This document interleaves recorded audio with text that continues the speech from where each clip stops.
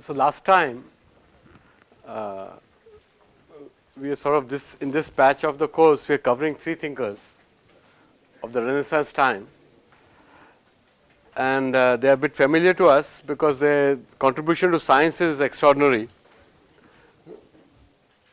and we are looking into the human side of it with Newton sort of exposing Newton's imagination of the world and humanity. In this imagination, we raise the issue of action at a distant time. This is something which is often assumed in disciplines of humanities. Various disciplines of humanity assume this action across time. And how does one handle this, even formally, is still an open issue, though in particular domains of humanities there are suggestions as to how to handle this. We informally handle action at a distance in day-to-day behavior, action at a different sites, action at a different time. In day-to-day behavior we do handle it often, but a formal theory is something, there are moves in that direction, but it's not yet there. With Descartes, the dichotomy of mind and matter, of a thinking thing which are minds and material things which are extended, that dichotomy came to stay. Even till today is there, and whole lot of world is overloaded on this dichotomy. Whole lot of understandings in various domains of humanities are overloaded on this dichotomy. But there was one subtle point which I made, because this lecture was fairly sort of conceptually and philosophically subtle, is that to imagine, to look at causation somewhat differently than it is looked in science. If you take the dichotomy in matter and mind, and if one commits to just material world, that they are causally close, material world is causally close, which is a working hypothesis of all scientists, whatever they may believe, but science in its all denominations accepts that material world is causally closed. You need not go outside the domain of matter to look for causal explanation. But there was a problem with this idea.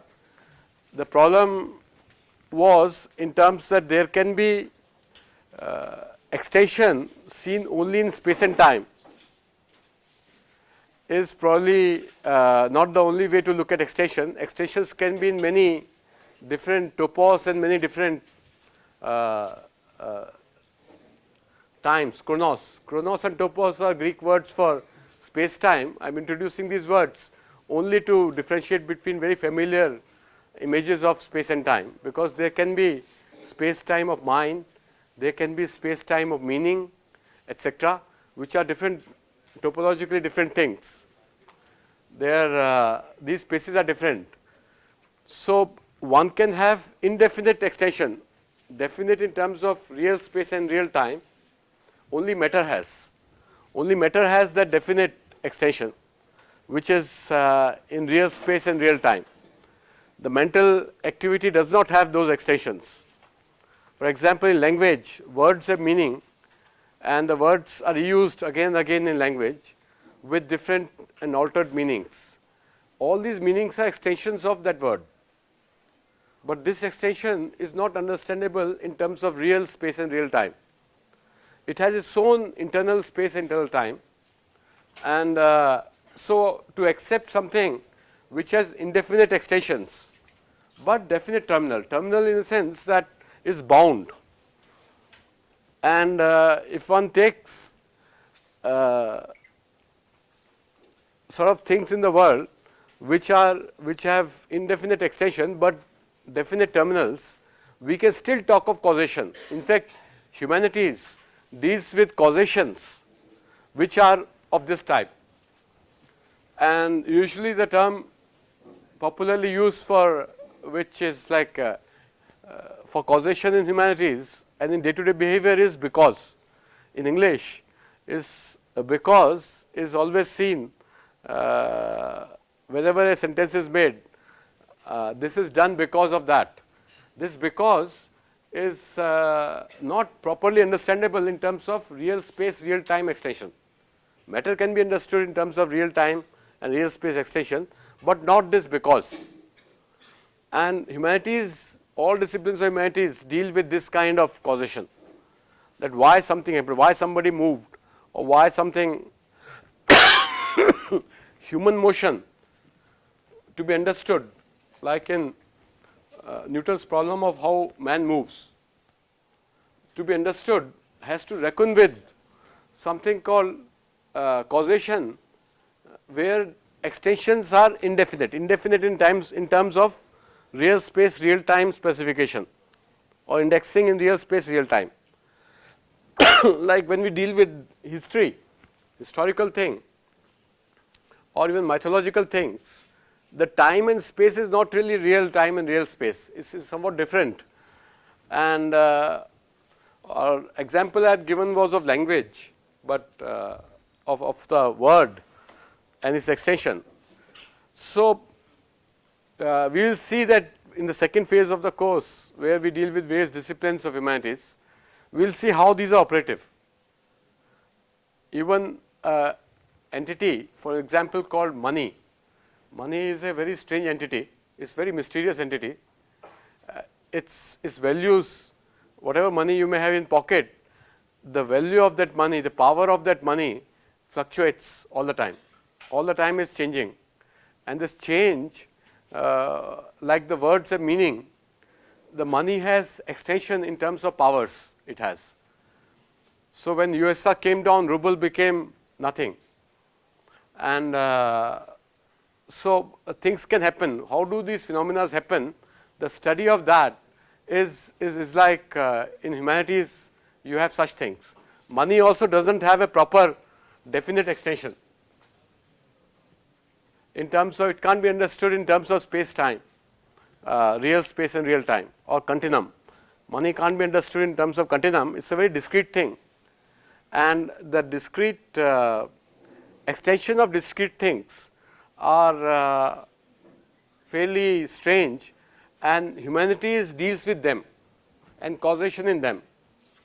What really caused money to boom or money to slump? This issue, what causes this? You have to deal with entities of these types with indefinite in space-time extension, and psychological entities are like that, social entities are like that, and economic, of course. So we are creating a ground.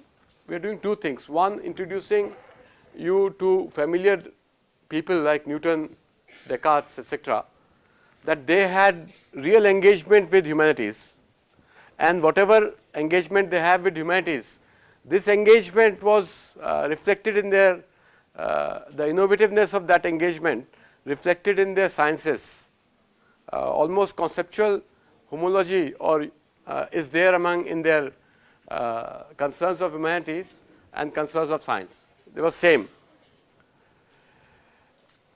One is that I am introducing these people to make a point that humanities is something, not a pariah, or something which people engaged in the best of their thought, in the most sophisticated of their life and thinking and reasoning, humanities is engaged in. And number two, I am creating a foundational ground for what really is humanities. Humanities is dealing with jump across space-time, and it is dealing with entities which are not specifiable in real space-time. The mind can't be specified easily in real space-time, and but it has definite terminals, and thus causation can be talked. First this, then that, etc. Like in mind, we can say first this happened and that happened, because the terminals of thinking, feeling, etc. So one can talk of causation. Now what I will do is, I will jump to a third man, Leibniz. Leibniz is a person sort of who came up with something called a thinking machine, like a thinking thing Descartes had. He really came up with some idea of thinking machine. He tried to make that also. His that equipments are available even today, which he tried to make. And in most of history of say computer science, Leibniz stands out as a person who really created ground for the kind of thoughts which occupied computer science in modern period. He is seen as father of computer science by some people. So he raised the issue of, instead of mind body problem, the machine mind kind of problem. And it's a very archaic, but there is just a quote from him which shows that machine and mind cannot be put together easily, and he proposes a way to put together these two things. Suppose there was a machine so constructed as to think, feel and have perceptions. If there is such a machine made, like there is something called a Turing test, put in a black box, man and machine, and whether you can identify by asking questions whether it's a man or machine. This is in modern times Turing test and Searle's argument, this which you may have heard these things regarding man machine, but he's formulated that can we conceive of a machine which thinks, feels and have perceptions, and it might be conceived at that time. There are factories, he is conceiving like that, his imagination like that. It might be conceived as increased in size while keeping the same proportion, so that one might go into it as in a mill. There are mills, mills of kind in those period, including windmills and other power mills. That being so, we should imagine that you are a microscopic observer inside a computer. That being so, we should, on examining its interior, find only parts which work upon one another. There is a causal closure in those parts, and never anything to explain a perception, that there is a causal closure in machine. Parts work on each other. For example, if today's we have PET scans and brain can be scanned in terms of oxygen consumption in brain, and the variety of scans which are there, fMRIs, etc. The issue is, if we try to scan or observe electrical activity in a chip, given a chip, you sort of observe electrical activity from their sensors outside, which see what kind of electromagnetic changes happen in that. By looking at that, can we imagine what the algorithm is? What machine is running or chip is running what algorithm? Can we work that out just by scanning electrical activity, electromagnetic activity of a chip? So those kind of issues had come up, articulated by Leibniz. And you will see these are not very innocent. His imagination was really great in a sense. He invented infinitesimal calculus along with, not along with him, at the same time like Newton. There is a tug of war between who invented first, Leibniz or Newton. Newton was powerful, but Leibniz wasn't powerful person. He in fact was more like a vagabond who kept moving, who was pushed around city to city all his life. And why he is seen close to computational imagination is that he actually invented binary system of numbers with 0 1s, and he picked this up from the Chinese traveler. He spent some time with a Chinese traveler and picked up like yin yang hexagrams are there in China, which are 6-digit binary numbers. Yin yang can be seen as 0 1. He sort of wrote about them and worked out a binary calculus a bit, not like what Boole did in late 19th century, but something. He gave a number system which is like, he could think that number systems could have different bases and worked out its combinatorics.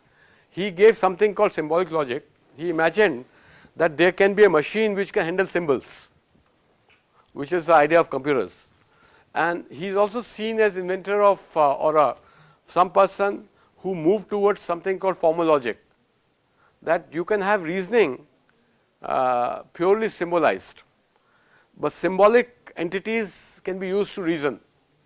He is the guy who did this, and he actually imagined and wrote a lot about calculus of reason, calculus ratiocinator he called it, how to reason, how to have a calculus like infinitesimal calculus is there for motion. For reason, can there be calculus? And he sort of imagined that, and of course his mathematics, combinatorics really had a lot of foresight. In fact, a lot of people think he lived before his time. He lived because he lived before his time. A lot of people think that, and anticipated notions that surfaced much later in biology, medicine, geology, probability theory, psychology, linguistics, information science, cosmology, politics, law, ethics, theology, history, logic, and philology. Philology is study of sounds. He did all this, and there is certain revival of study of Leibniz in the 20th century. It began with Bertrand Russell writing his PhD thesis on Leibniz. It was sort of since then, it's not stopped. People have been looking at it because his works are not really read earlier. They have become important in 20th century, and his methods and concerns have anticipated logic and analytic and linguistic philosophy of the 20th century and 21st century now. Something called digital philosophy. These days, if you Google on digital philosophy, you will see few things. In fact, one of the proponent of this is Wolfram. There are other people also who try to see reality as in terms of digits as such. They think Leibniz is the father of something like that to philosophy, because he is talking about everything, all subject matters, human, legal, psychological, everything is talked about, and these are his works. His works are very many, but these are the books he has. One is on the combinatorics, number of ways you can combine things. In fact, he worked out, given musical notes, how many ways it can be combined, etc., and many more things. Combinatorics was big, and his physics was there in the physical hypothesis. It's not something where calculus is used, and in fact his calculus notation is what we use today. Newton had dots for differentials, dots and double dots. He had D, differentials and integral sign, S kind of sign, that is given by him. We use his symbolism even today, not Newton's symbolism. So then he wrote, of course, his book on philosophical book, and his other book is Maxima and Minima, where the calculus is actually worked out. And then discourse on metaphysics, then the binary number and the symbolic reasoning. Then there is a theological track, a theodicy he worked out, and essays in human understanding, which have legal issues and many other things worked out by him, political and things like that. Coming out of, there was a unity of his thought. I am going to give an imagination what he had of the world in this lecture.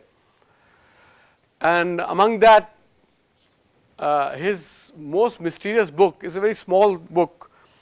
It's called Monadology. Monad is a Greek term for one, like you count 1, 2, 3. Monas is one. Logic of one, he worked out. It's very cryptic and still open to interpretations, etc. We will try to introduce that. Anyway, he came up with, as I said, thinking machine. That is his machine. This is machine, and it's there in sort of museum, and he thought is going to reason. This machine is going to reason. He didn't succeed in that, and this is his sort of diagram of binary number system. He has just listed 1 to 16 numbers in binary notations, and sort of using that one could do reasoning, he thought, or something can be true, false, etc. He didn't make truth tables like Boole made, but he did go in that direction. He opened thought in that direction. Okay, so one of these are some of his imagination of the world and humanity and everything. One aspect of humanities is that subject matter includes everything in humanities. Like in science, you restrict subject matter to just material, extended things. In humanities, you don't. Including science is a subject matter of humanities. Some of the major idea Leibniz had, these are fantastic ideas. I mean, very unfamiliar to you people. Pay attention to it. He said all boundaries in the world, all boundaries, like boundary of a chair, boundary of IIIT, of building, of people, any conceivable boundary in the world is basically given by human being. There exists no boundary in the world as such. All boundaries, all terminals are ascribed by human being. So, like he said, one of the boundary called punctum, which is a point, the point we have dealt with in several other lectures. He is the guy, it is picked up from Leibniz. Other points which I have talked of is basically picked up from Leibniz. He said that point is a anti-rationist, it's an entity of reasoning. It's not Euclidean point as intersection of two lines. It's he who formulated that points are basically entities of reasoning to make your point, etc. In that sense, point is, and he invented calculus using this idea of point, not Euclidean idea of point. And it's res mentalis, its reality is mental. All points are basically mental, and point is a minimal boundary. It's a boundary, and all boundaries are given by human beings. So, this is for this reason. For example, if you take a segment, in this segment there is a bisecting point, does not belong to segment. He said that the point which bisects a segment does not belong to the segment. It is entirely adventitious. Humans have created that point. It does not belong to that segment because that point has two faces. It is facing on the right side and on the left side, is bisecting a segment. It is not just an intersection of two lines or compass wise when you create bisection. It is something which has a structure. A point has a structure that it bifurcates the left and the right side. It has two faces, the left face and the right face. The point has that. It's like there is a Greek god Zeus who has two faces, and the punctum, the point, has two faces. It's very significant because of this. And why it is not part of this line, this segment point? Because even if you are given infinite such points, there can't be an algorithm by which you can put them together into a line. Why can't you put together into a line? Because there is no next point. There is no neighborhood. Thus, even a cloud of infinite points you have, there is no way to put them together in a segment. These are discrete points. You can't put them together in a segment because there is no neighborhood conceivable in a segment. In a segment you can't conceive neighborhood. That's why this point doesn't belong to the segment. And it is for this reason in his integral calculus he took is a big move from Newton, away from Newton. He externalized, when you sum up something geometrically, area, etc., the boundary conditions he made from A to B. Boundary conditions are outside the functions.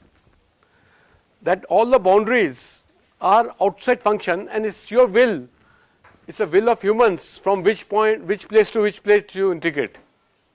This idea that integral will have a representation like from A to B, sum up this function. That thing, taking out boundary, was very significant for Leibniz, and we will see that it really is a major idea which changes his conception of mankind completely. Even here, if you assume there is a cube here, wooden cube, if somebody asks you to cut this cube into half its volume, so you have to cut this cube into half its volume, you have to imagine boundaries.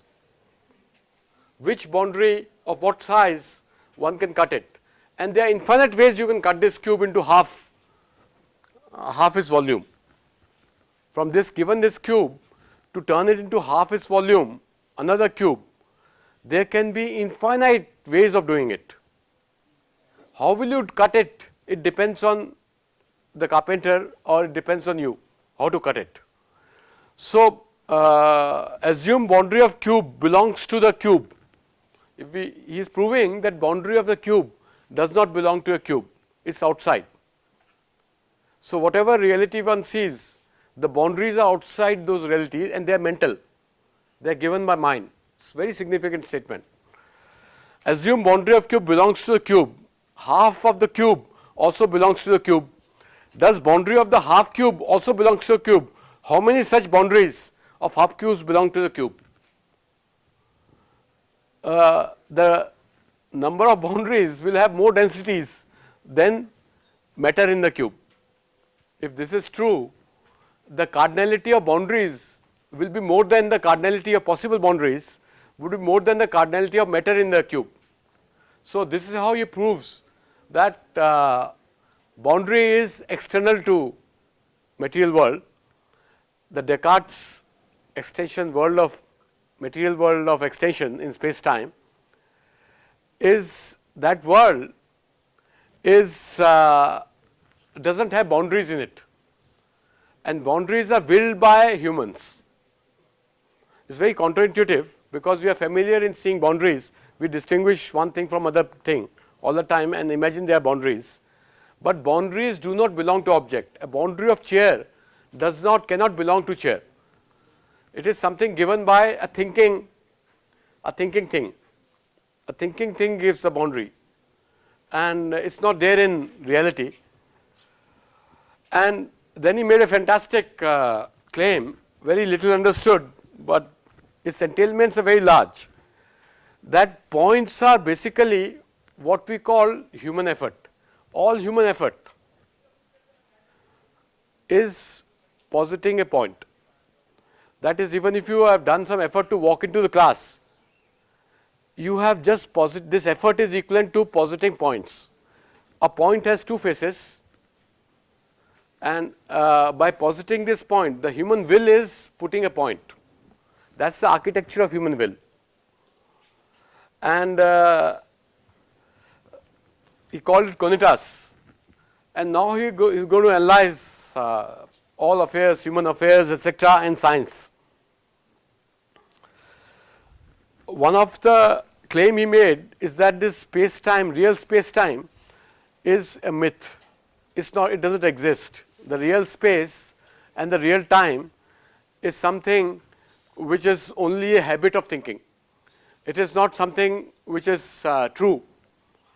I mean, that's a fantastic claim, but he lived all his life with this claim, and the people who are discretist outlook of 21st century and digital philosophy, etc., they are taking this issue that continuum of space time is a mirage, is just a convenient fiction.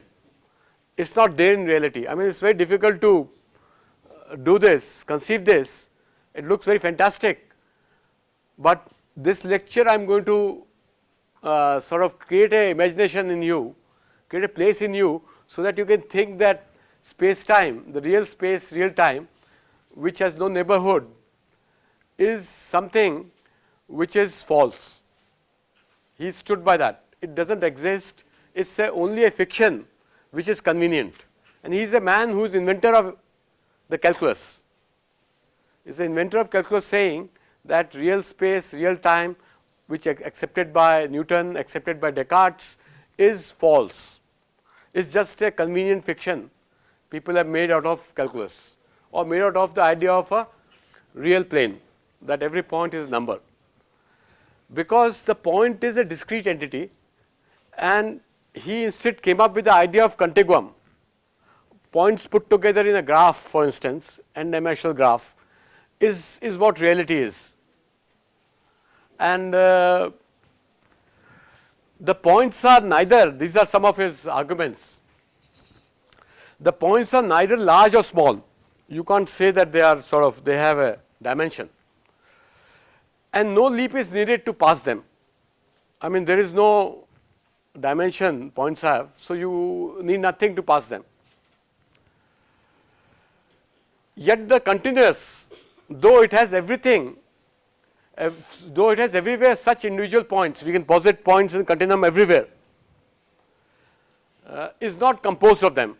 In a sense, given infinite such points, you can't make continuum. It can't be made. It's the impossibility theorem that given infinite discrete entities like a point, you cannot stitch them into a continuum, because continuum has no neighborhood.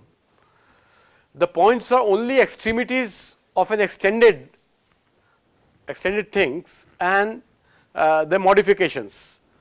The modification of which it is certain that the continuous cannot be composed. They are only extremities of some kind, out of which the rest of whose extremities they are, that can't be composed out of them. A point is not a constitutive part of a line. A line is prior to its points, it exists independent of its points. Since the whole is prior to its parts, the part is possible and ideal. Point has only possible existence, and it's humans who make them actual by in their action, by dividing cube into, by sort of cutting the cube, the points are turned into action. Points are of the nature of action. It's only humans give that. So when we walk around, like coming to class, we have had a strategy of walking, though it may be unconscious, learned in childhood how to walk. But this strategy is creating points and thus moving. Points are action, according to him. The part is possible and ideal. The continuum is not divided into points because points are not part but limits. The idea of limits is very significant to calculus. Newton also had idea of limit, but he had an algebraic idea of limit. But this man Leibniz has a very fundamental idea of limit, and fundamental in the sense that he is putting something called a point as very fundamental object to think about, and it has nothing to do with Euclidean point, this point. They are not parts of any extension, they are only limits. So like we made a point that in Descartes, the causation is not done by things which are extended. The causation is because of extremities or terminals of that. These terminals are point, and Leibniz thinks that these terminals are actions. Human actions are basically actualization of some other point. When we cut that cube to make it half, this cutting is putting points, putting boundaries there, and human actions are like that. There is no actually determinate figure in things. Things don't have figure. We see all the things having figure is because our perceptual apparatus, sensory apparatus has put all these figures. That's why you have recognition problem in vision, for instance. How to recognize objects? Because objects don't have boundaries. Boundaries are something to be inferred by man. There are no actual determinate figure of things. Figure is a false entity. Things don't have figures. I mean, it is counterintuitive, but lend your mind to think this. I mean, this lecture will be productive if you lend your mind to this. There is no actual determinate figure in things, for none can satisfy the infinity of impressions of the figures. Figures are like in a cube, they can be infinite, figures conceived within a cube. So, you can't really come to any determinate figure belonging to things. So, neither a circle nor ellipse nor any other line definable by us exists except in our intellect. Anything which is defined as boundary, like a triangle, like this, all they only exist in our head. They are not there in reality. They don't belong to things. Only when we look at things, perceive things, that we see them as belonging to things. It's a perceptual act which makes them passed into boundaries. Otherwise, things are all boundaryless, etc. Shape, so far as being constitutive of bodies, is not even a wholly real and specific quality outside of thought. Shape doesn't exist outside of mind looking into things. It's only in mind. Reals are discrete, and ideal and continuous are ideal things. Real things are discrete. They are discrete, and we ascribe boundaries into things as discrete things. When we see visual perception, everything is discrete, told apart from each other. And whatever we see around, everything in the visual perception is discrete, separated from each other. And this discreteness is brought in by the boundaries which exist in our perception. And these boundaries, whereas say pixels here exist in real space time, and there is a recognition problem how to identify these boundaries, which humans are able to identify seamlessly, because it's the nature of our perceptual experience in our cognition to create boundaries among things. The reals are discrete, and continuous is only an ideal.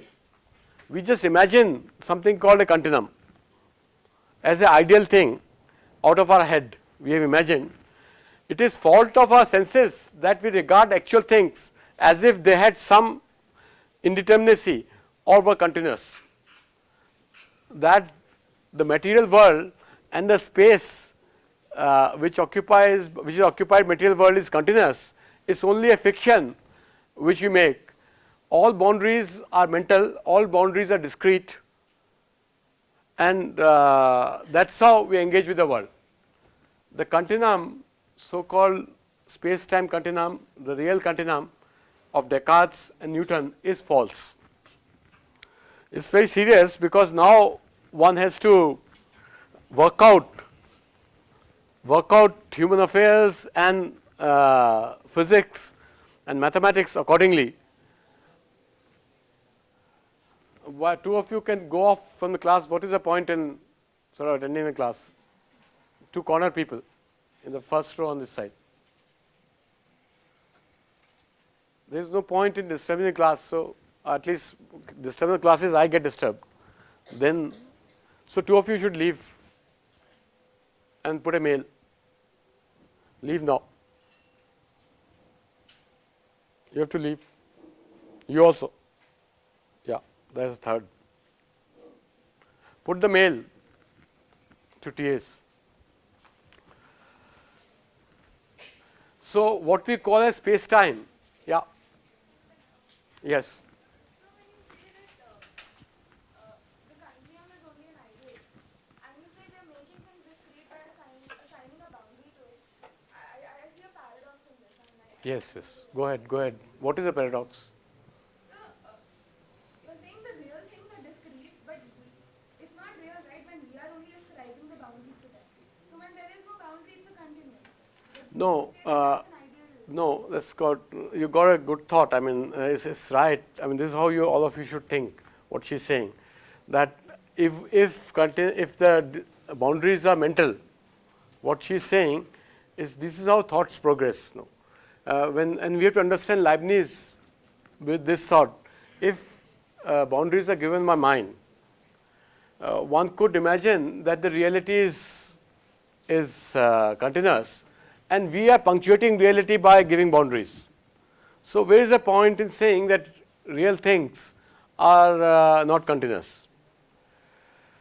that is a very good issue which she has raised, and you should cognize this. There is a trouble with this issue, and we have to understand now what Leibniz is saying on this. If you put counterpoint, then one appreciates the point better. And Leibniz is saying that the mind is something real. The knowledge of reality is given to us by boundaries. Boundaries are the objects of knowledge. When we know something, we know only boundaries.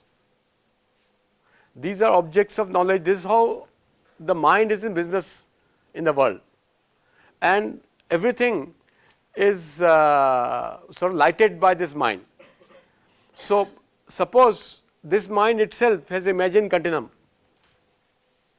and this continuum is something which is useful, and one can integrate things, etc., but only insofar as wherever we can ascribe continuum, like in matter. But where we can't ascribe continuum, it does not really work. Integral calculus does not work for mental affairs. So, something else has to be done, and now what he will do is, he will continue doing that, look at calculus of mental affair, and while looking at calculus of mental affair, he is coming with something called symbolic logic. He is coming with something very different, but the fundamental idea he has is of boundary, and boundary is not like intersection of points, two lines, etc. Boundary is a logical entity. It's the entity of reason. So, he is looking at reasoning now. So, while doing it, he looks at the idea of continuum and finds that boundaries can't be placed on continuum. If boundaries can't be placed on continuum, how do we see reality as discrete? How do we place it if it can't be placed on continuum? And there is a good mathematical argument why it can't be placed at continuum. It is external from the summation you do, like in integration. Other point he is making is, you have to sort of wait till the end of lecture to see what discrete worldview of he had. Space and time, according to him, are not real. So called space and time, which is real space time conceived by Descartes and Newton and other people, he thinks they are not real. What is real is something, whether he can derive from his image of what is real all the reality, that has to be seen. It's very counterintuitive, but one of the element, by the end of lecture you will see that how he is able to derive things. But what he is denying is that there is no absolute space and time. There are durations and there are distances. There are distances and duration.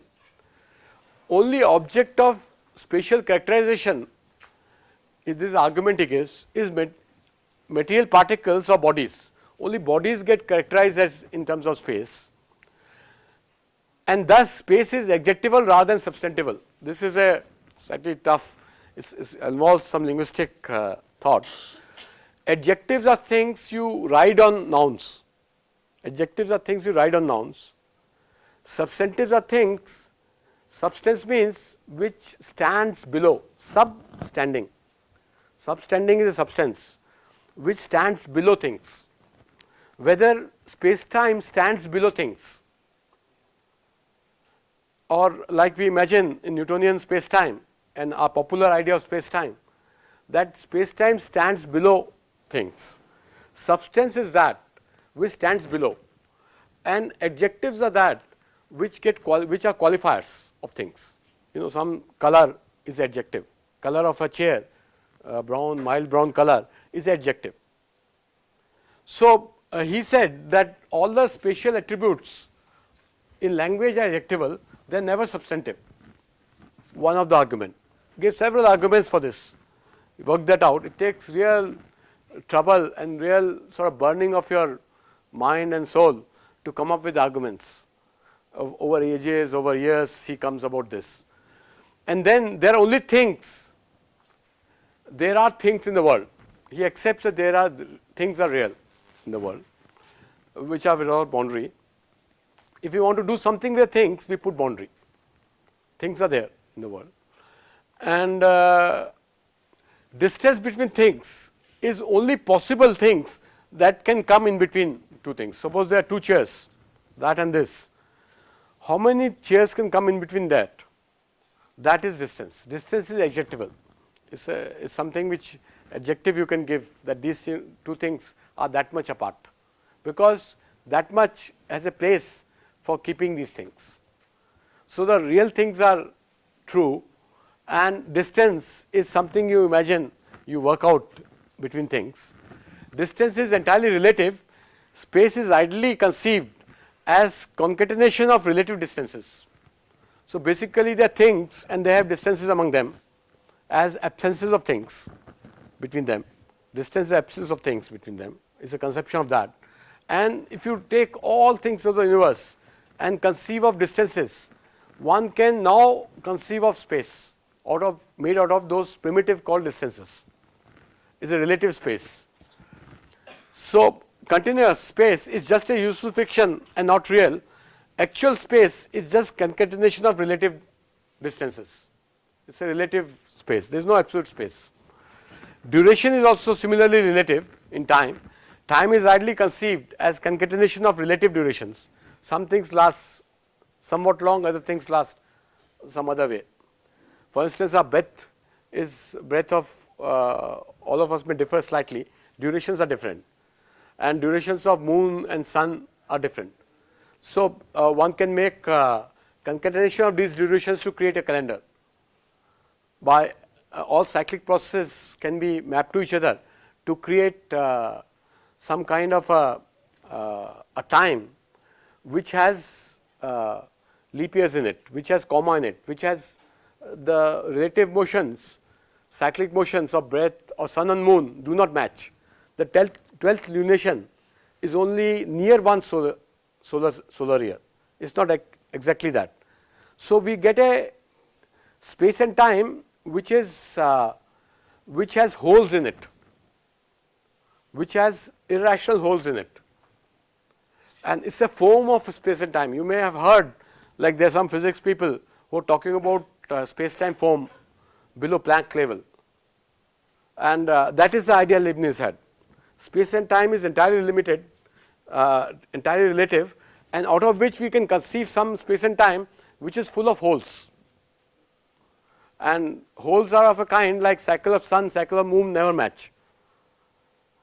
Even if you stay for infinite time, there is some mismatch between them. All cycles of things, there are infinite things in the world, all things have certain cyclic behavior, and these cycles do not match. So an idea of a continuous time cannot be conceived. It is only lots of relative times which are aligned to each other with punctures in them, with holes in them. Space and time are full of holes and they are relative. And he is the inventor of calculus. Imagine the link between the two. So his book Monetology is fantastic because he says only something called a monad exists, nothing else exists.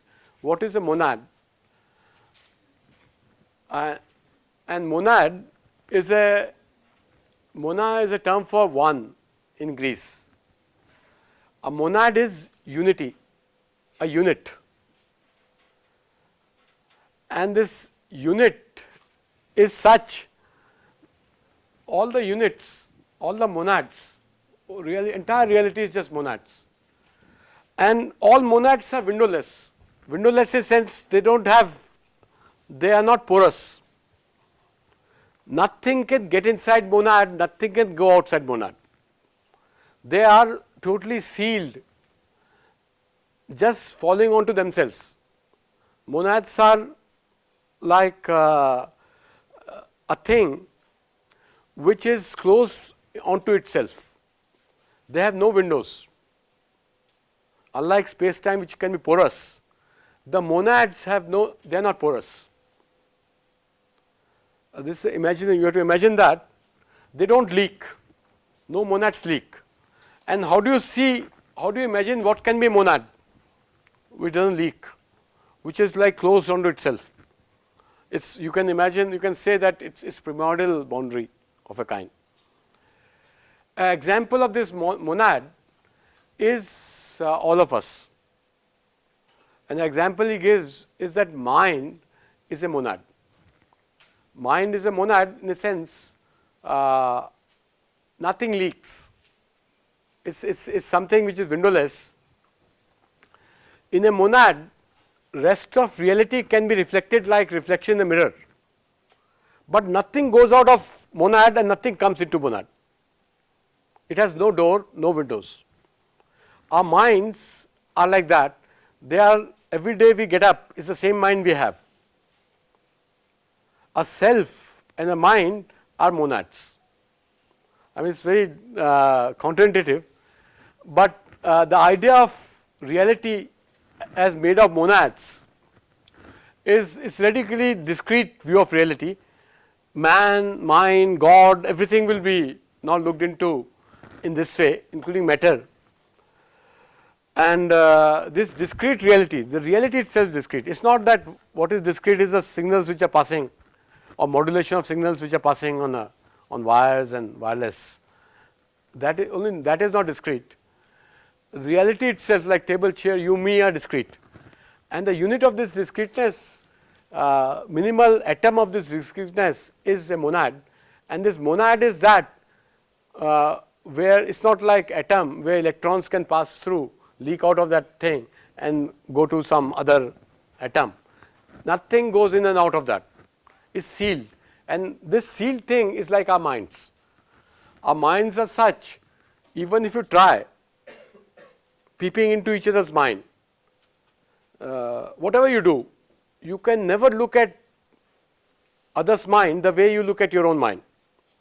The way you witness your own mind, you can never witness others' mind ever like that, whatever you do, because the minds are not really porous.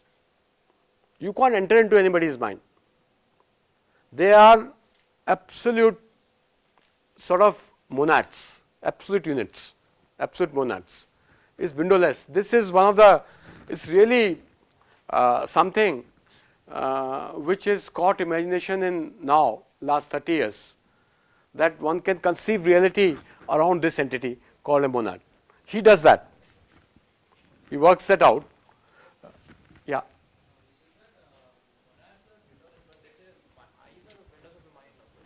No, eyes are there. It's possible that in a entity which is windowless, it can reflect every other entity like a mirror.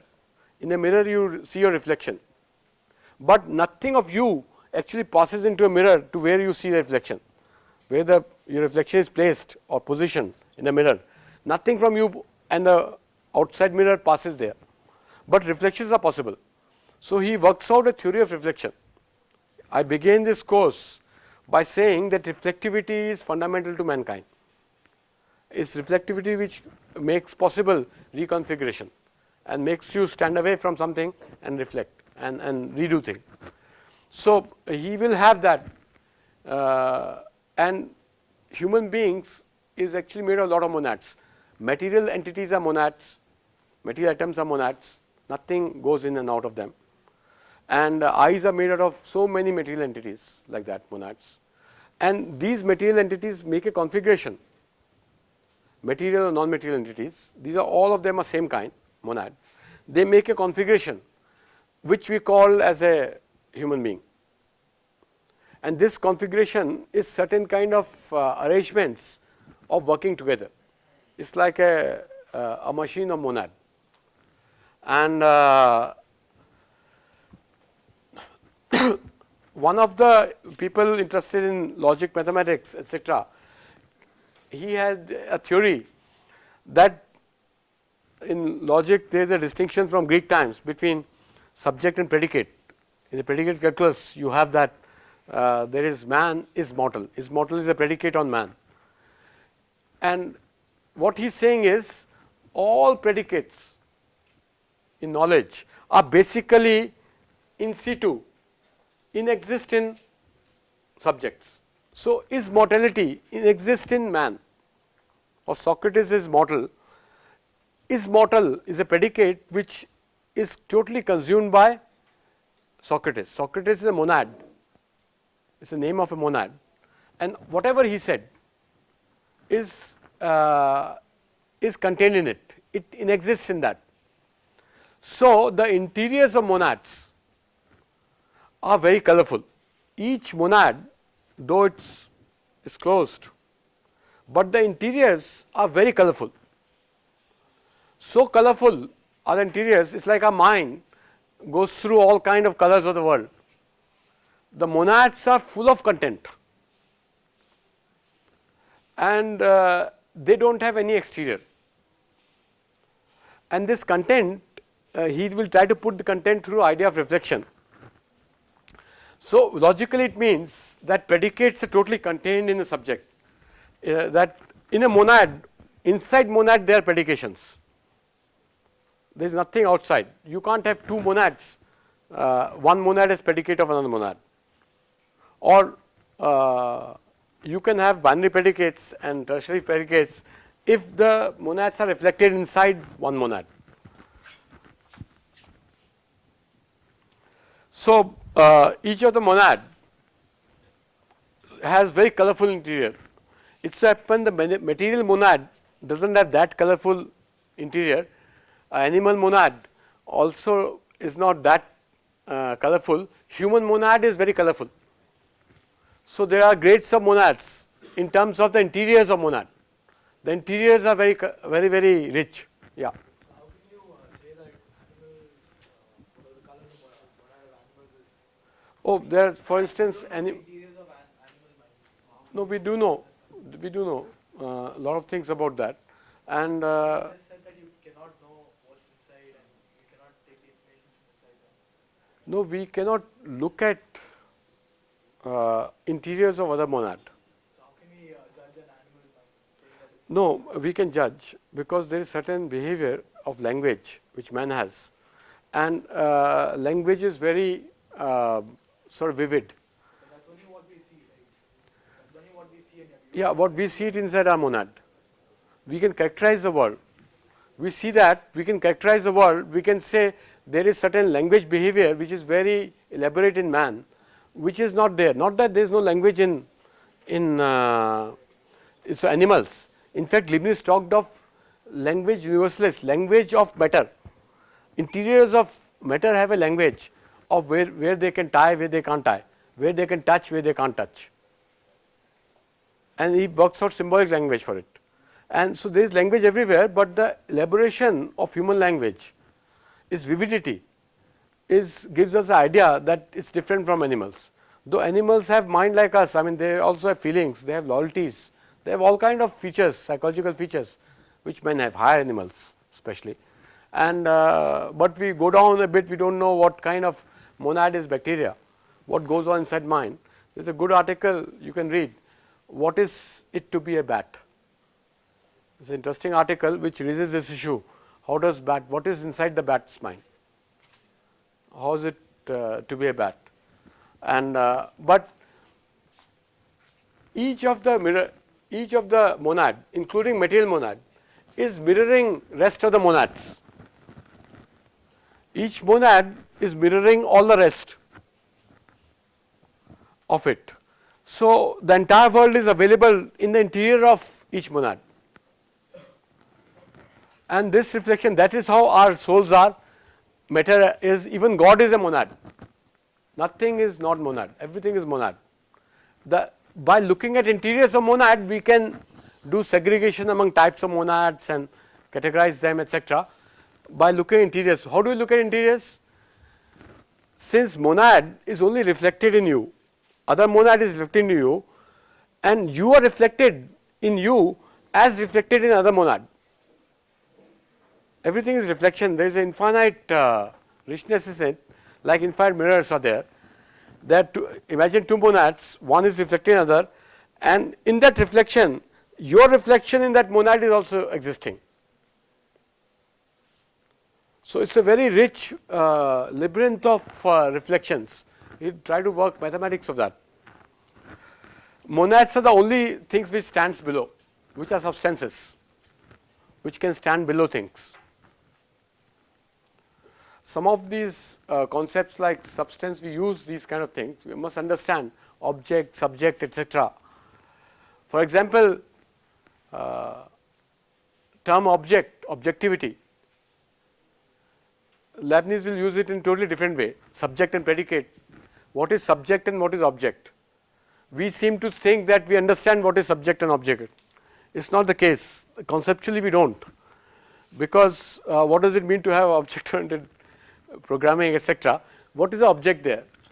Whereas if you ask a question, what is the object, when a lawyer says, I object, my lord, when you say I have an objection, like she had an objection to what was attributed to Leibniz by me. What does it mean to say I object? So, we have a innocent idea of what is objectivity, whereas if you look at the meaning of object, object is that which is endowed with powers to object. What are things which are powers to object? And what are things, what is subject? Subject is those projections, ejections, subjections, etc. These are sort of which inhere in them, they are subjects. So, what are subjects? Monads are subjects, because all kind of world, entire world as a reflection inheres in them, exists in them. So, these are substances. Substances are monad, because in which everything is injected. It says it's a where which harbors all injections is subjective. So, man is called subjective, humanities deals with subjectivity, whereas mistakenly actually humanities deals with objectivity, not with the way popular idea of object is. It deals with objections about the world. Humanities is about discourse we have, humanities is about truth we come to through labyrinth of objections, and objectivity is there inside the monad. There is no objectivity outside monad. All objectivity is inside monad. Objectivity is something which deals with causation.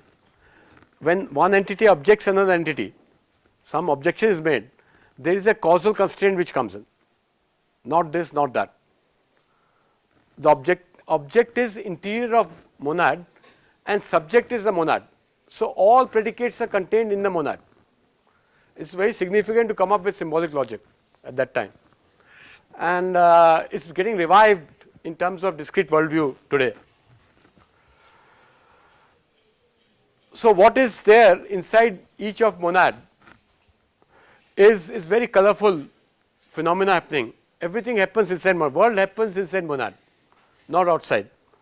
It is only differentiation within each monad which changes. Nothing changes in the world except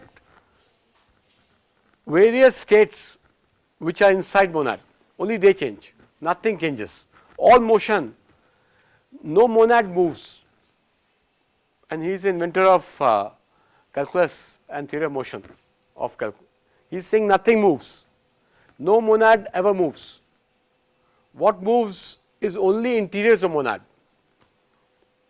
The interiors which are monads in chair, monads in air, monads in our self, there are all kind of monads in the world, and interiors of them change only, nothing changes outside. It is a still life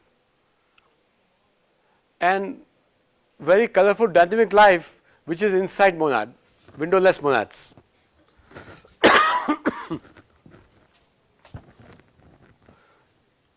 So, one could imagine a universe as this is one of the image from Indian tradition, and it became, this imagination is behind Leibniz. This is imagination not available in Europe. And Leibniz was a guy who moved around with a lot of Asian people.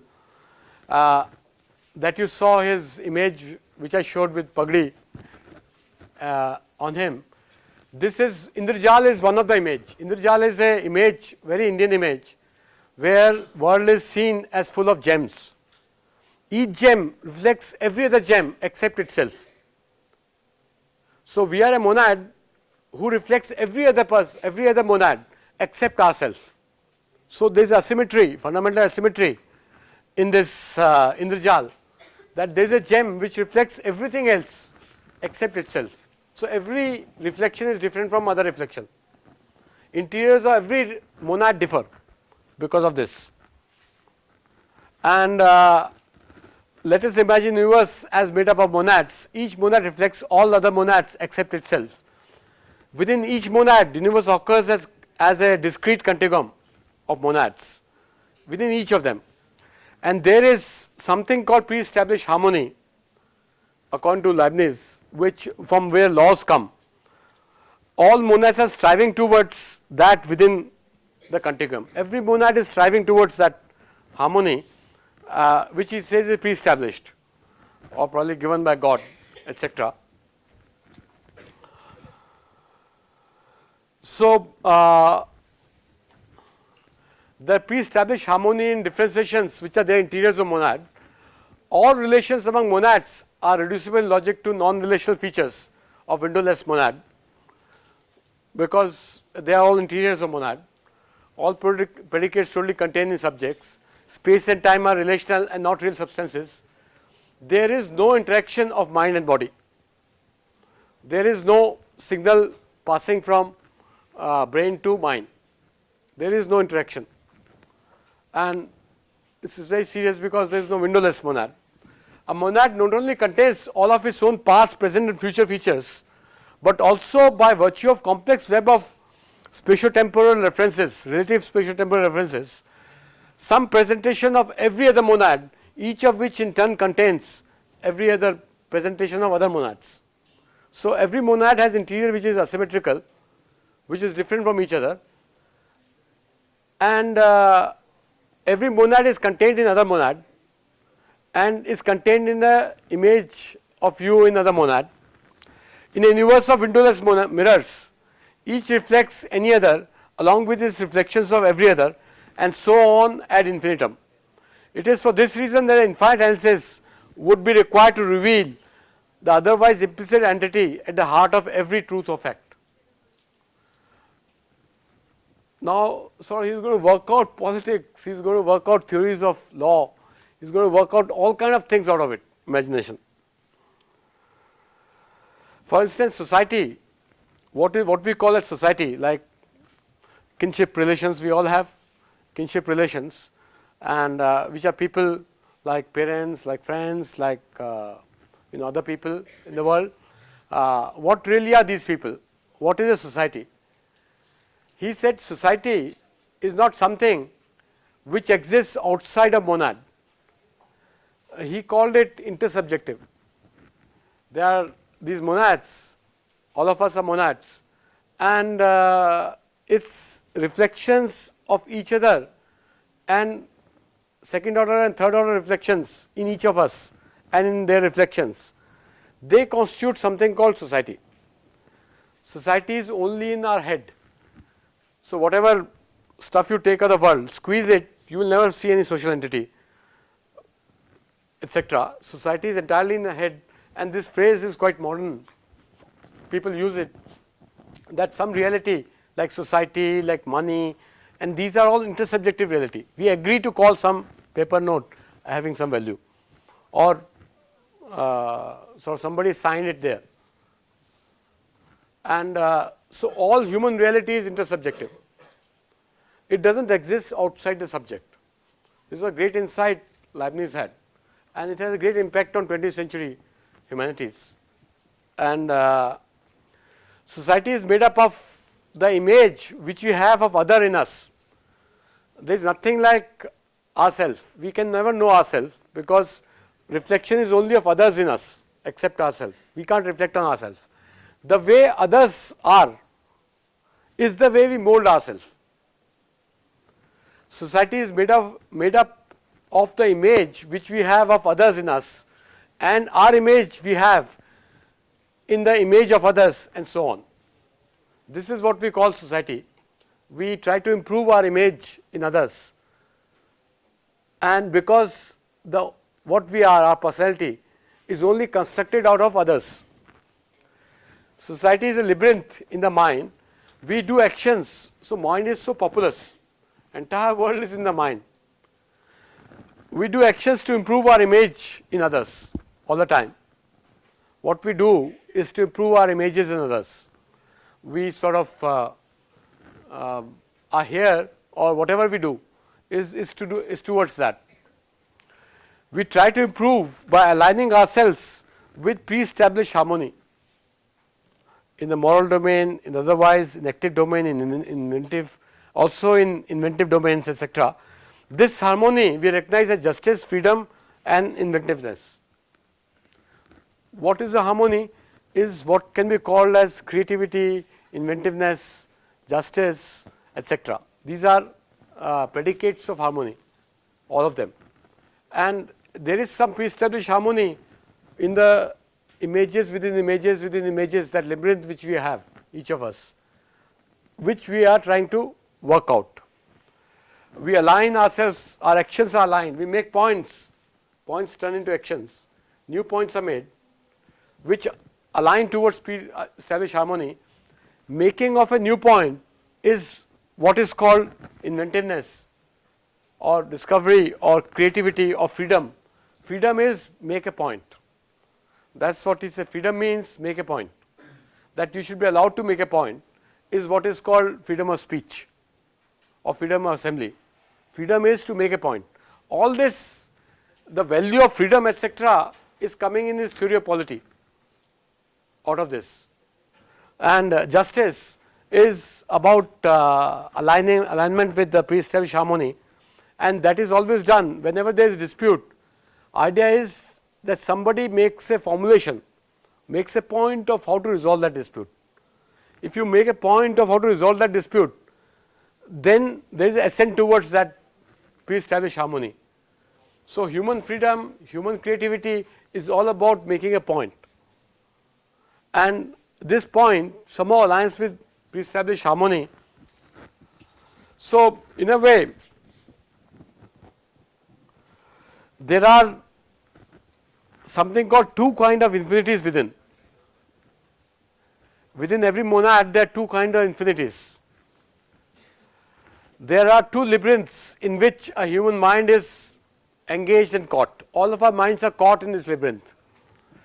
One concerns the composition of the continuum. Continuum is the images, the realm of images which we have in our head. And these images, we make punctuations of these images. We make several points to construct these images and their discourse within us. One is the nature of this continuum. Continuum is discrete things, contiguous. And other is what is called nature of freedom. This bifurcates study of science and humanities. Humanities is more dealing with freedom, and then with the idea of composition of continuum. But both are related together as one kind of question, and both arise from the same source, namely the infinite. He thought infinite series is what will tell us about what really is a behavior man does, or human affairs can be understood through infinite series of images within images within images. And infinite within infinite is contained in each monad. And he thought we have to have a mathematics of transfinites and infinites to really understand this, which doesn't exist as of now, to understand human affairs, but he thought that's what it would be. But he made sufficient insights into what is state, what is polity, what is psychology, what is geography, etc., all kind of, what is literature, what is phonology, what is linguistics, etc. Lots of insights he came up with. So there is two problem, that continuum and freedom belong to the interiors of monad, and out of which whole lot of world can be created. and one can study that. So this is like celebration of a non-Euclidean worldview, of a worldview where continuum of space-time are not present. What is present is discrete reality. Like there are people who talk about cellular automata. I don't know whether you heard this. Some of you may have heard this. There are cellular automata where you can only pass messages to neighboring things, neighboring cells, and one can construct whole lot of reality out of it. Many of the digital philosophy people are working on cellular automatas because of that. And it's inspired entirely by Leibniz. Each monad has a configuration of points relating other monads. Interiors of images, reflections are configuration of points only, and these points have been constructed by society, by human being, by history, by are making a new point in present or making a point for future. Live up to that in our action. These points are what has made this continuum, which is interior of mind. And point is basically something which is vacuous, which is empty. Point is nothing, it's not an image. Point is, like I said about breath, you in breathe and out breathe. Point is not a breath. The point between inbound breath and outbound breath, the switch which you have all the time, that point is only logical point. It's not a breath. Similarly, none of this point is basically vacuous thing. It's empty, entirely empty thing. It's sort of emptiness that freedom comes. Freedom comes from emptiness, and it's a source of freedom. Only monads are real. So point is what can be called merely a form. It's not a thing, it's not stuff. There is a distinction drawn between stuff and form. The distinction between form and stuff is that if you keep a ball on the ground, it touches at a region, but if you keep a sphere on a plane, it touches precisely at a point. And this point is a form of a relation between sphere and a plane. Is vacuous, is neither sphere nor plane, is neither ground nor a ball. It is just a form. Boundaries are form. All boundaries are forms. A formal theory is a study of boundaries, or study of forms. And one could have a formal theory of humanities that becomes possible there. Point is ontological form that stitches image of monads within monads, and through study of stitching of monads within monads, one could study humanities.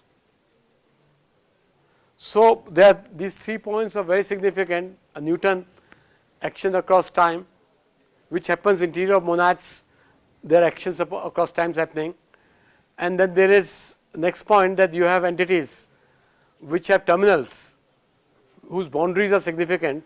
The extension of the stuff of the entities are not significant. A formal theory doesn't matter, doesn't bother about stuff.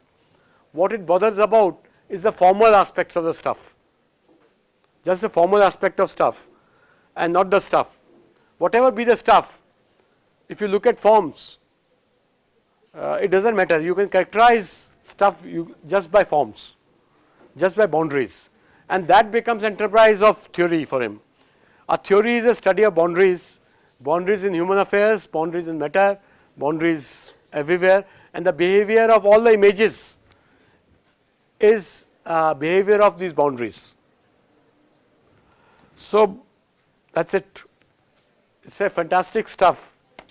If you enter into details of any of these things, either Newton's imagination or Descartes' imagination or Leibniz's imagination, there is a lot of stuff in it, and that becomes your entry point to humanities. If you can enter into it bit in your entertain, if your mind has a space, if your mind has a space to harbor some of this, it would be great. You will enter into humanities. Okay.